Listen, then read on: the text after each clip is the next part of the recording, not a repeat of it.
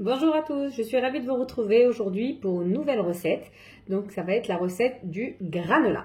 Pour cela, nous avons besoin de beaucoup d'ingrédients, mais en petite quantité. Nous avons besoin de beaucoup de fruits secs, également du muesli.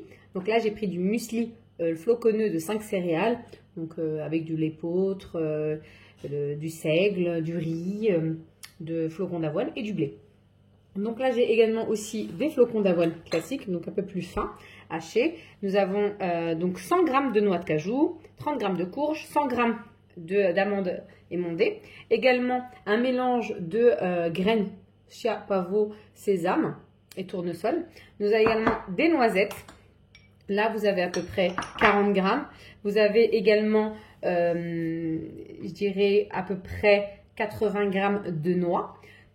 100 g d'amandes que j'utiliserai en dernier, 100 g de chocolat noir, également du sirop d'agave bio, donc là il y a à peu près 100 g, de l'huile de coco que je vais aller récupérer, que j'ai fait fondre, et également une cuillère de cannelle, tout simplement. On est parti pour la recette. Pour cela, il va falloir que je découpe en petits morceaux sur ma planche à découper tous les petits fruits secs. Donc on va les couper en petits morceaux. Donc je vais venir concasser délicatement mes amandes et mes noix. Je vais faire la même opération avec les noisettes, les noix de cajou.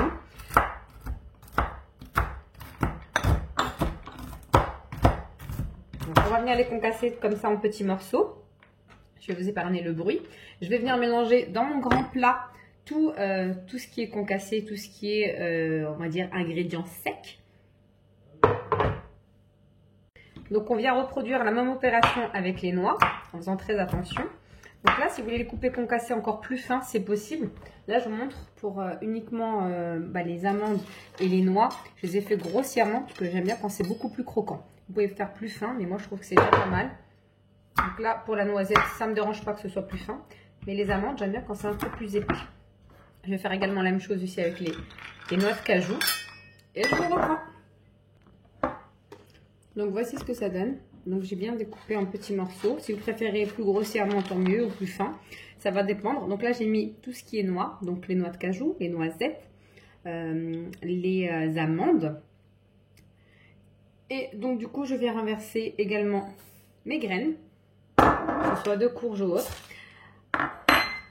Dans cette étape, vous pouvez également rajouter, si vous le souhaitez, des chips de coco ou des chips de banane séchée. Ça c'est tout à fait possible.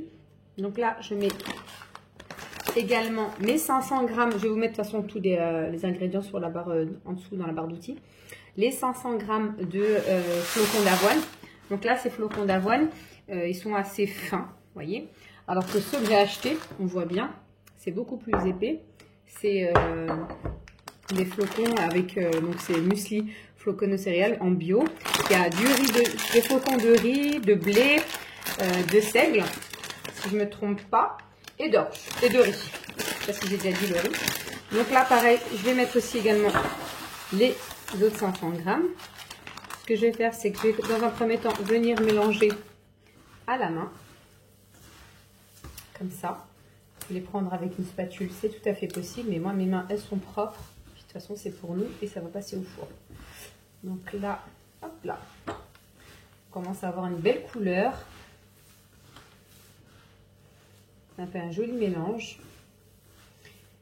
Je vais venir également renverser. Là, par contre, pour le coup, je vais prendre une cuillère, mettre mes 100 g de sirop d'érable et le sucre de coco qui est juste là. Le sucre de coco, n'importe quoi. Je me suis trompée, c'est de l'huile de coco, pardon, excusez-moi. Il y a à peu près 100 g que j'ai fait fondre. Je vais... pardon. Donc, désolée, j'ai failli m'étouffer, j'ai mangé des graines, donc forcément. Là, j'ai aussi de la cannelle. Alors, ce qu'il faut savoir, c'est que la cannelle, c'est facultatif. Pareil, je vais venir mélanger. C'est selon les goûts, si vous n'aimez pas. Vous pouvez rajouter un peu plus, hein, si vous voulez tout ce qui est noir. J'ai l'impression que j'en ai peut-être pas mis assez. Mais on va éviter d'être trop gourmande. Alors, cette recette, elle permet quand même franchement, d'avoir une meilleure énergie. Je me sens un peu fatiguée en ce moment, juste avec tout ce qui se passe, donc je pense que c'est un peu normal. Avec le froid, changement de température. Là, cet après-midi, il fait beau, mais ce matin, il faisait très très froid. Donc voilà, je mélange le tout. Et là, je vais venir ajouter mes ingrédients. Alors moi, personnellement, je ne mets pas de miel. Pourtant, c'est un ingrédient que j'aime beaucoup. En fait, quand vous les faites chauffer au four ou au micro-ondes ou à la casserole, vous perdez en fait tout ce qui est bien fait. Pas en totalité, mais une grande partie en majorité. Là, pareil, c'est de l'huile de coco. Je ne mets pas de sucre. Et je vais venir mélanger tout ça. Alors là, dans cette partie-là, vous pouvez rajouter des cranberries, comme je dis, des chips de coco, des chips de banane, des baies de goji. Vous pouvez mettre pas mal de choses. Donc là, je vais mélanger tout ça. Moi, je pense que je vais mettre tout ça 30 minutes à 180 degrés sur une plaque. Mais je vais pas mettre tout de suite mes dattes. Je mettrai mes dattes et mon chocolat après, parce que bah, forcément le chocolat il va fondre, alors qu'une fois que ça sera sorti du four, je pourrai les rajouter en pépites de chocolat. Donc là, je vais tout mélanger. Donc là, voici ce que ça donne.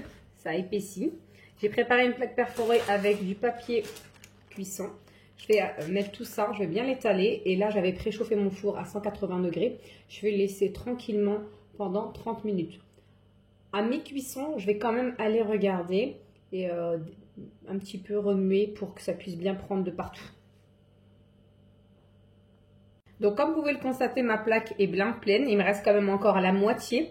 Ce qu'il faut savoir, c'est que moi, j'ai doublé les quantités, mais vous pouvez les diviser par 2, voire par 3. Donc là, franchement, ça va me faire au moins, je pense, facile 15 jours. Ce qu'il faut savoir, c'est qu'une fois que c'est dans une boîte hermétique, ou si vous faites comment, vous le conservez dans une boîte en verre qui se ferme bien, vous pouvez le garder ouais, à peu près 15 jours. Mais bon, en général, si vous êtes plusieurs dans le foyer, il y en a beaucoup qui en mangent. Donc là, on est parti au four. Et nous voilà à mi-cuisson. Donc là, je vous avais dit, je le mettais 30 minutes à 180 degrés. Franchement, je ne pourrais pas vous décrire cette odeur. Vraiment, elle est juste magnifique. Allez, je viens sur le côté retourner, tout simplement. Le granola est enfin prêt. Donc, il faudra faire très attention qu'il ne brûle pas. Donc là, j'ai dû le faire en 2 fois parce que comme vous pouvez voir, il y a quand même une grosse quantité. Je pense qu'il y a facile 1,5 kg, entre 1,5 kg et 2 kg. Là, j'ai coupé les chocolats en petits morceaux, les dattes pareil. Donc là, vu que c'est en train de refroidir, je vais pouvoir les mettre dedans. Je vais finir de couper les dattes. Donc là, vous pouvez mettre aussi des abricots secs, vous pouvez mettre des pruneaux si vous aimez les pruneaux. En fait, ce qu'il faut savoir, c'est que ce mélange, cette recette va vous permettre vraiment d'avoir de l'énergie. Ça va apporter du magnésium, du potassium, suite avec tous les ingrédients qu'il y a dedans. Ce sont les graines de sésame, de chia, pavot, les amandes, les noix. Vraiment, c'est énergisant. C'est vraiment bien aussi le matin pour, si vous ne mangez pas beaucoup, ça vous fait prendre ça avec, par exemple, avec de petits Suisses ou un petit yaourt ou un fromage blanc. Vous pouvez le mélanger aussi avec une compote. Mais franchement, c'est excellent. Donc voilà. Donc là, je vais mélanger ceci avec. Et j'ai décidé de rajouter 2 cuillères à soupe de miel. Je n'ai pas mis le miel avant parce qu'il faut savoir, je ne sais pas si vous savez cette information, moi je l'ai su il n'y a pas très longtemps. Quand vous faites cuire votre miel, vous perdez beaucoup de propriétés. Et le but du miel, c'est vraiment de garder toutes ces propriétés nutritives pour notre corps. Donc là, je vais mélanger le tout. J'ai rajouté mes 2 cuillères à soupe de miel, les dattes et le chocolat. Et là, je viens avec les mains les assembler ensemble, faire le mélange. Si vous voulez que ce soit plus collé, on va dire, plus sucré, vous pouvez rajouter plus de miel. Donc moi, j'ai mis 2 cuillères à soupe. Étant donné qu'on n'a pas mis de sucre et que le sirop d'agave est quand même assez léger.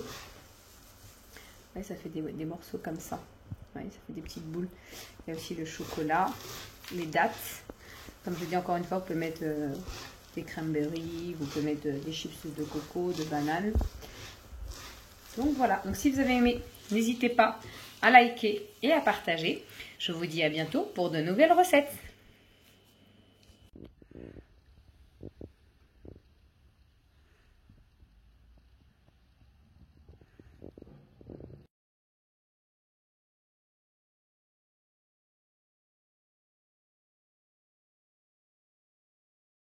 Hello tout le monde, good morning, j'espère que vous allez bien. Bah là ce matin je vais manger mon granola que j'ai préparé hier, que vous avez pu voir en story. Alors moi franchement j'aime pas trop avec le petit suisse. Et là avec la compote, ça passe crème.